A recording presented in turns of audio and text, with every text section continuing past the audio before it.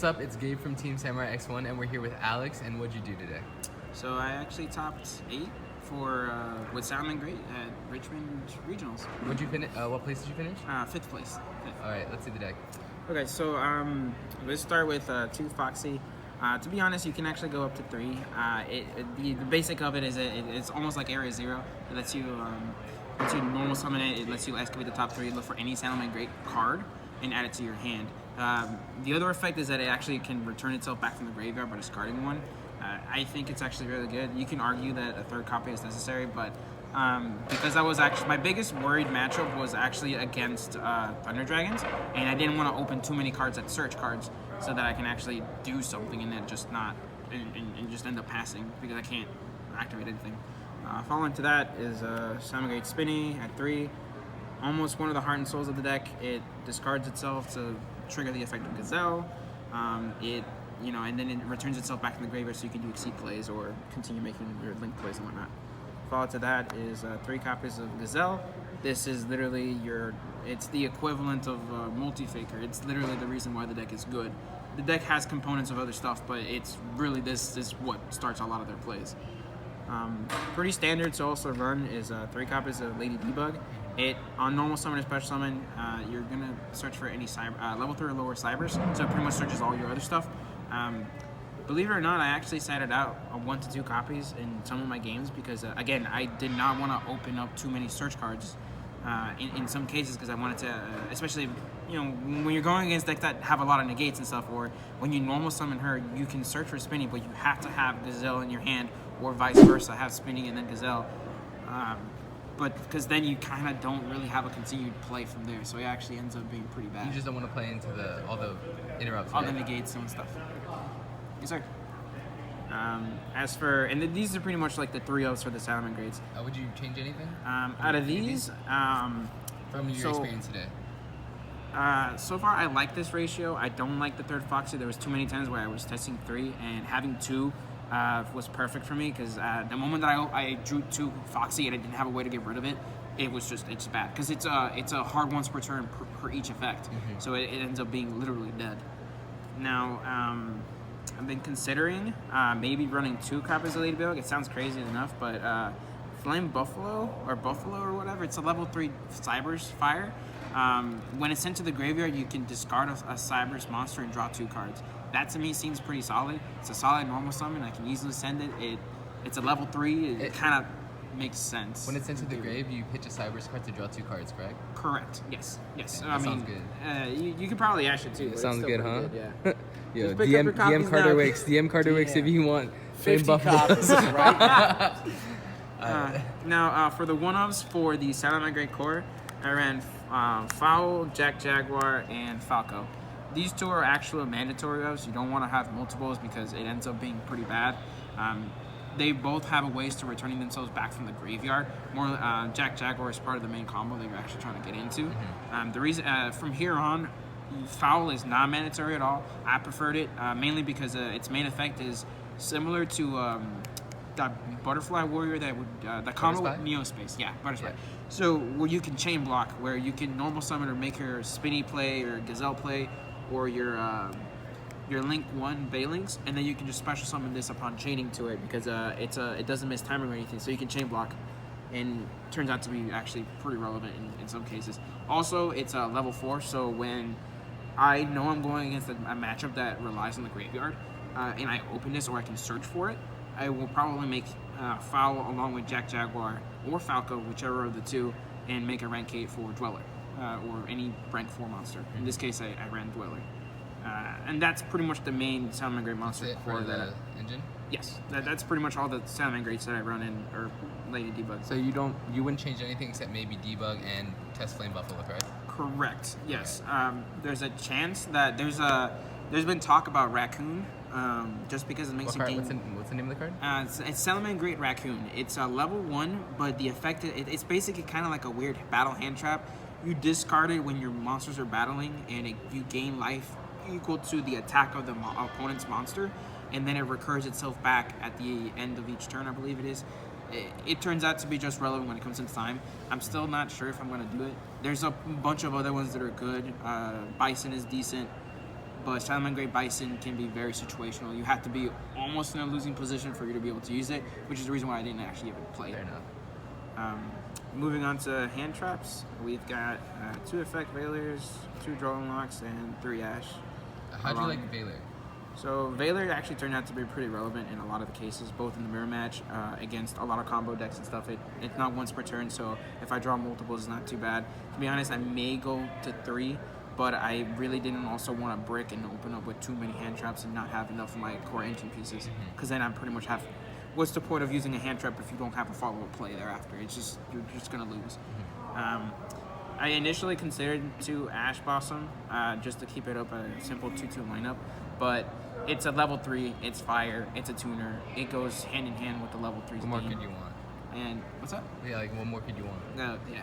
It literally it's a hand in hand. You can recycle it. If you guys don't already have them, they're common now. So I know they're expensive now, but it's a good pickup. One of my favorite MVPs is 3 copies of Phantasme. Now I know most players are probably gonna cite this guy, but every deck right now, bar like Altergeist and Subterrors, don't really make link monsters. Each one, at worst, it's still a free monster, and you still get to fix your hand with 1 or 2 cards out of hand. It's fantastic. As they say, diet maxi, but it's also a body. Sky Strikers, it makes it so that they can target. It's just all around a really solid card. So, now, one tech choice wise, I actually did run Psychic Wielder, mainly because it was an extender piece. We don't have Terratop or at 2, so I really don't want to run 1 copy of and then Tacket's on board being dead if I end up having it in my hand.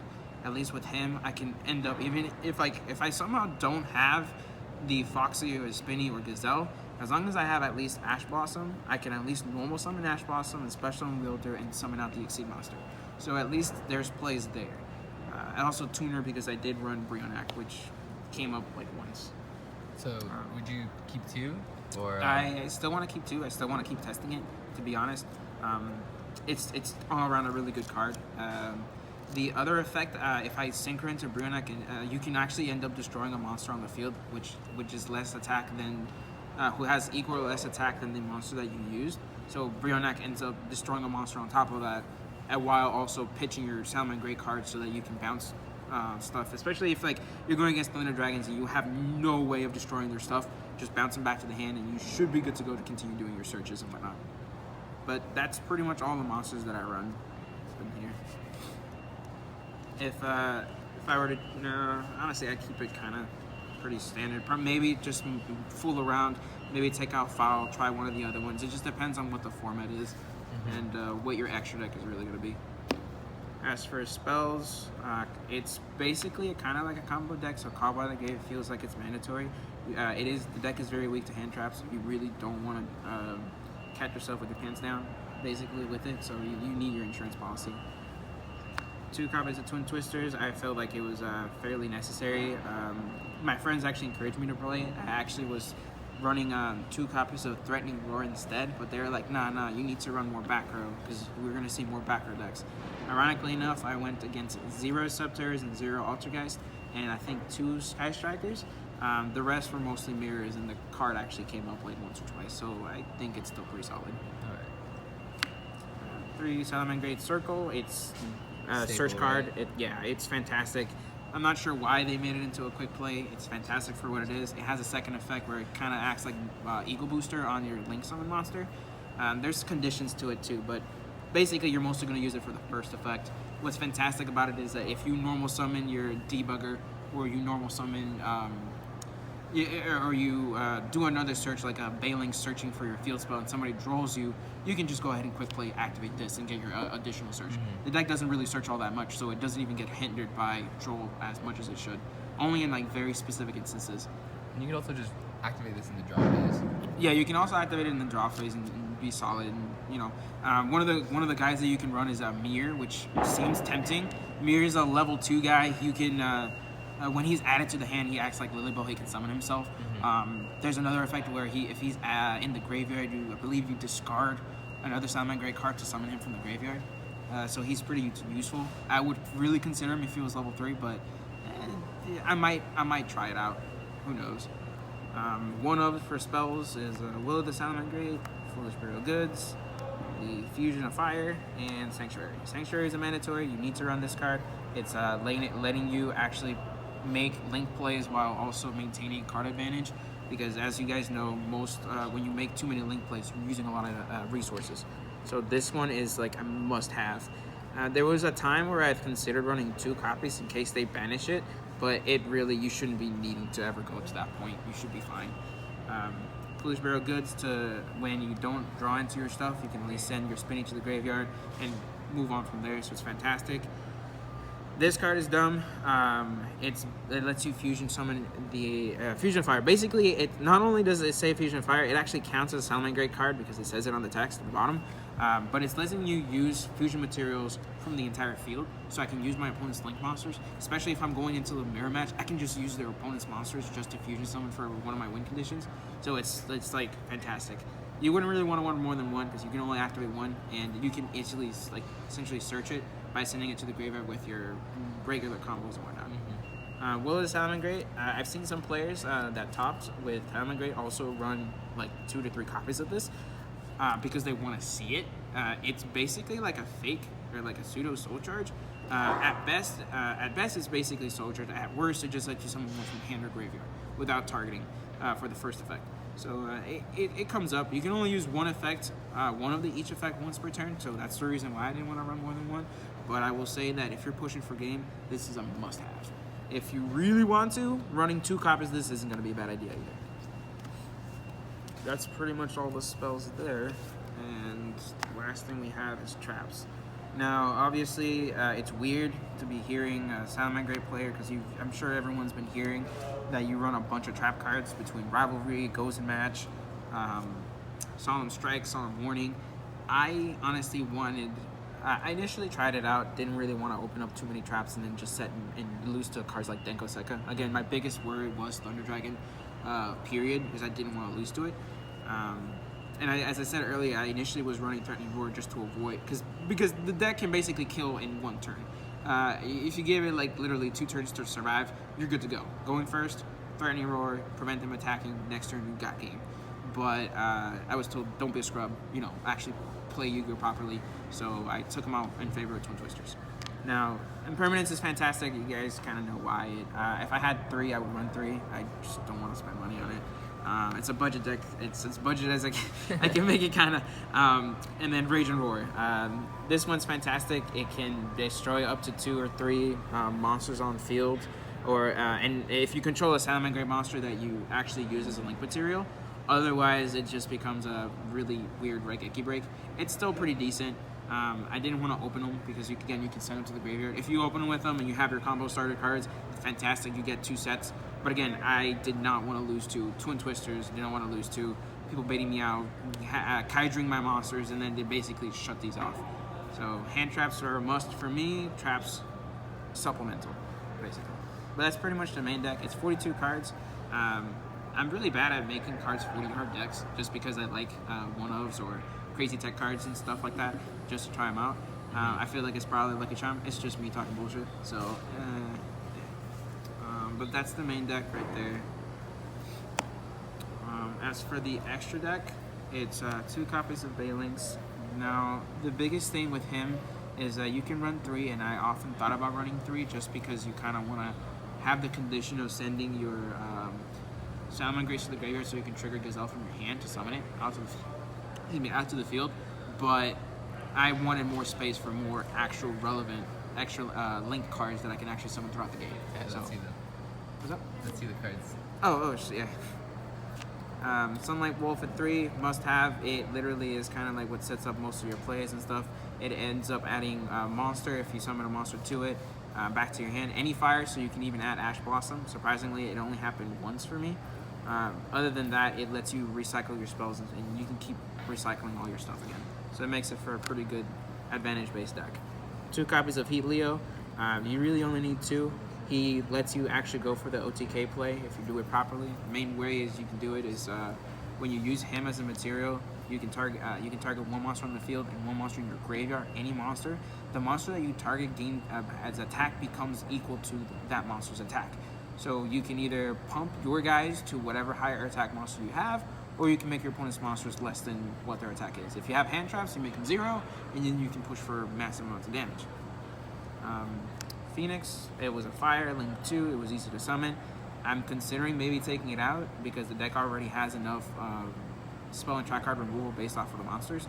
But I'm probably going to try it out in favor of Update Jammer and Topologic Bomber Dragon, because that combo was a little kind of nuts. Or even with Transcode Talker, because you can attack. Update Jammer makes your monsters attack twice, and Topologic Bomber attacking for 35 twice is actually pretty nuts. Other one of Link 2 is Hita. She is mainly because so her effect is that you can target one fire monster your opponent controls, in the graveyard, and you can special summon to one of the zones she points to. So Sky Strikers, you can take Kagari to make another Link play. You can take in the mirror match is fantastic. You can take their Sunlight Wolves or Bailings. You can do a lot. It's fantastic. You can't go wrong with it. I think it should be a main staple of, but it's up to you guys depending on what the format shows. Other Link 1-ofs is Bulbasaur and Borreload. Fantastic. I like the OTK as much as I can, so he's really good. And Borreload becomes relevant because if you can't go for game, you can at least take your opponent's monsters. Did they come up? They both did. This one came up twice for OTK. This guy came up in a relevant match against the mirror match where the opponent made Baguska. And actually Baguska is pretty relevant against the deck because you can't set up properly. But I still summoned the monsters, made Borreload, took his Baguska, and then I passed, and then he couldn't play anything, so he had to summon his own. So he summoned his own Borreload Dragon to take Baguska out of my field to go back to his field, and then I Lava Golem, which is in my side deck, to win for game. Other one-ofs we have is Mirage Stalio. People want to run 2. I think that's fine. Its effect is literally Invoker. But when you use it as a link material, it lets you bounce a monster back into the hand and stuff. Fusion-wise, we got Violet Chimera. He's pretty much the bread and butter of the deck. You kind of really want to use it to fusion summon. Tech choice, I prefer Dweller just because Dweller can negate monster effects. So it's really good in the mirror. It's really good against Prank Kids. It's really good against Danger Thunder because you're preventing them from activating their effects and everything. So you're kind of good there. And then tech choice-wise, because I am running tuners, was Brunak, so I can discard my cards, bounce stuff back to the hand.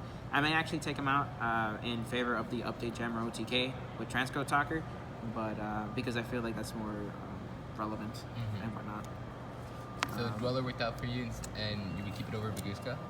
I would prefer Dweller just because of it, but if the matchup changes and we're seeing more Salamangreat decks or more decks like Pendulums that require their monster effects to go through, then yeah, you can go for Baguska. I've seen other players run Tornado Dragon, but I didn't think Tornado Dragon was that necessary. Fair enough. Side deck wise, it was very weird. Pretty much mostly against the mirror. Ghost Spell or Ghost Reaper, it helps against the mirror because it lets me banish Sunlight Wolf, and now they really don't have a win condition where I can get rid of the Bailings. It ends up being pretty useful. So you hit Sunlight Wolf over Bailings? I would hit Sunlight Wolf because that's the one card that recurs all their stuff back. And it points down. Like Bailings is okay, but if you get rid of Sunlight Wolf, they have to do a lot of extra steps just to be able to go anywhere. Fair enough. I don't know myself, so. No, you're good. Honestly, I prefer it. 2 is fine because I preferred the 2 hand trap lineup because I didn't want to open too many. You don't want to see multiples. Yeah. Lava Golem. I liked it. He was fire at level 8. I can summon him in attack mode, get rid of 2 monsters out of the field. Especially like the Thunder Dragon board, danger is the Zombie Stein and the red. And I was just like, I don't want to deal with that, so I'll just get rid of those 2 because the deck can play around with around Colossus because it sends everything to the graveyard and then adds it back. So Ghost Spell is a really good answer to the deck, but I liked it. It can kind of be weird because your hand has to be pretty good because you can't normal summon thereafter, and sometimes your normal summon is pretty reliant, which is again why I didn't like Debugger Red sometimes, and it ended up being more of a break, and I cited it out. Evenly matched kind of speaks for itself. It's just really good. It came up about 2 games where I just evenly matched, especially against Prank Kids. I'm sorry, Goki. I opened the nuts. I only cited in 1 against Prank Kids, and it came up with Pranker Traps, and that kind of made the deal of the game. It was kind of nuts.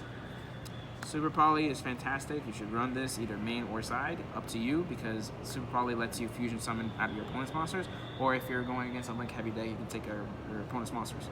Twin Twisters to make 3 copies. 3 reboots to go against any trap base, including the mirror match. You can stop their stuff and you can push for game on your own, so you don't have to worry about interruptions. Panker Traps, fantastic card. Cyber Dragon destroys a card. Great. And then the last one is a copy of Chimera. The reason why I ran it was just because the Chimera was a second Chimera turns out to be pretty relevant in the mirror match. And that's pretty much the side deck. All right, any shoutouts? Shoutouts to my friends. Shoutouts to Jerseys over in Hampton, Virginia. That's the card store that I went to. I practice a lot in. Shoutouts to my wife. Shoutouts to my friends that helped me the ride and stuff. And yeah, all my homeboys over at Virginia. It's been great. I'm surprised I actually got this far. I'm pretty happy, pretty stoked. And yeah, thanks for actually letting me do this profile. All right, well, congrats again, and thanks for watching, guys. Thanks. I feel like Usain in the cheetah print. Talk fresh game, I don't need a minute. R.I.P. the game, I need a minute. Okay, let's proceed with it. I'm in the house, got the deed with it. These bozos always sneak this and they taking shots. I'm a key with it. Like, no, this league business.